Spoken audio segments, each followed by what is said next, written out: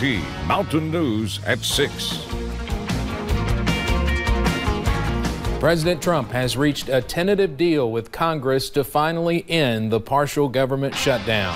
The plan provides a window for border negotiations to continue and allows thousands of federal workers to get paid. Today's tentative agreement does not contain money for the president's long sought after border wall. The president says he could still declare a national emergency if Democrats do not come to the table by February 15th.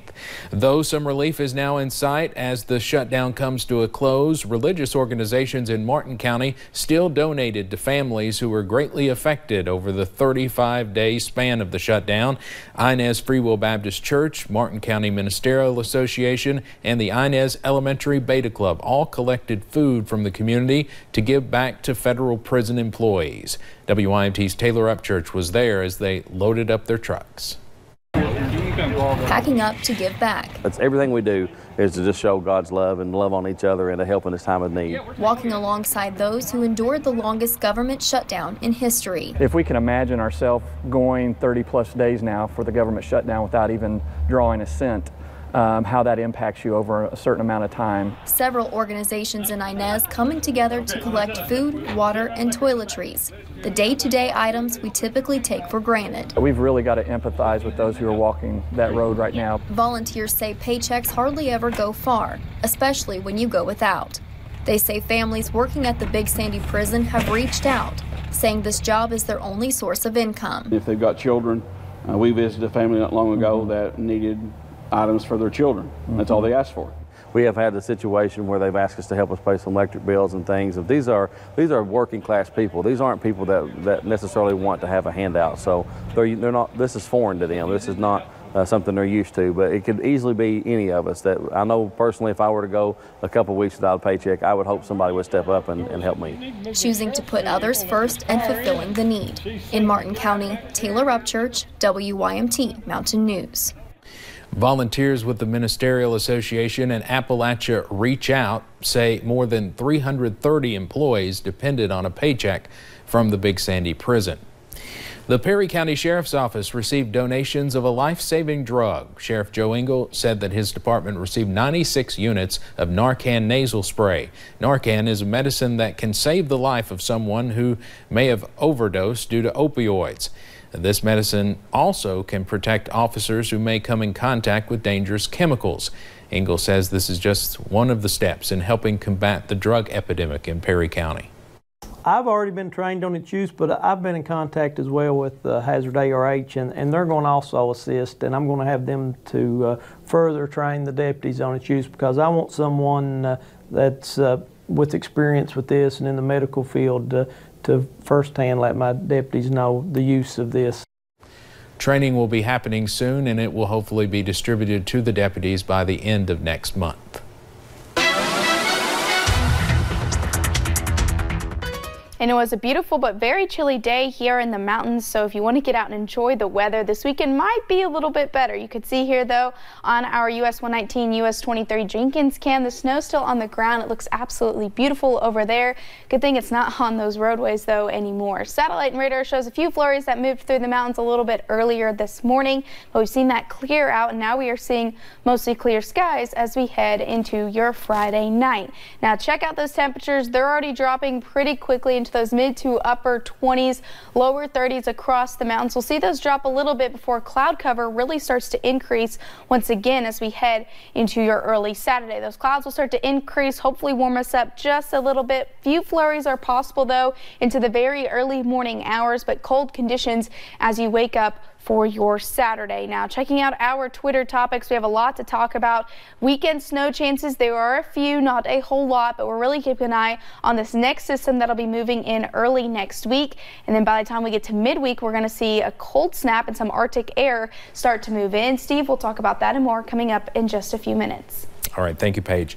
New numbers show there are about 350 kids homeless in Letcher County. Now, this does not mean they are exactly without a home.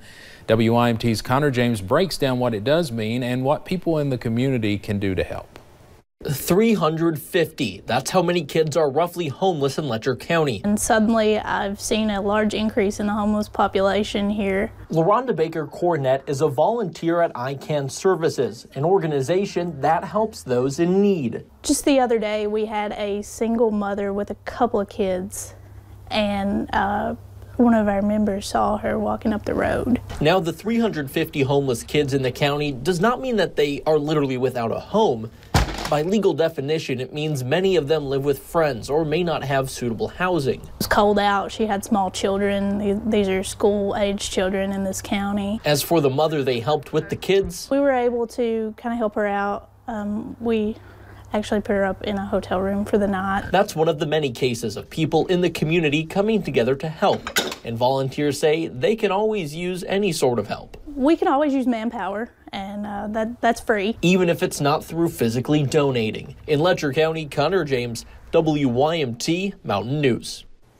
Now we have information on how you can get in contact to help ICANN Services on our website, WYMT.com.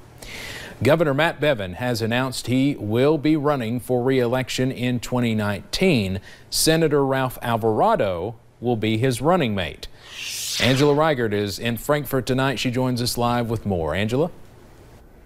Steve, well, it's been months of speculation leading up to this point, right? Would the governor run again, and who would his running mate be? Today, he laid all those questions to rest, saying that he will share the ticket with Ralph Alvarado. With only 4 days left from the filing deadline, Governor Matt Bevin and Senator Ralph Alvarado made it official. The governor seeking a second term with the doctor and senator as his running mate. Bevin leaving behind current Lieutenant Governor Jeanine Hampton. She has been extraordinary, will continue to be extraordinary. I have absolute confidence in her ability to do what she has been asked to do. And her heart for this state is evident by all of you who have ever met her. She's a person of incredible character.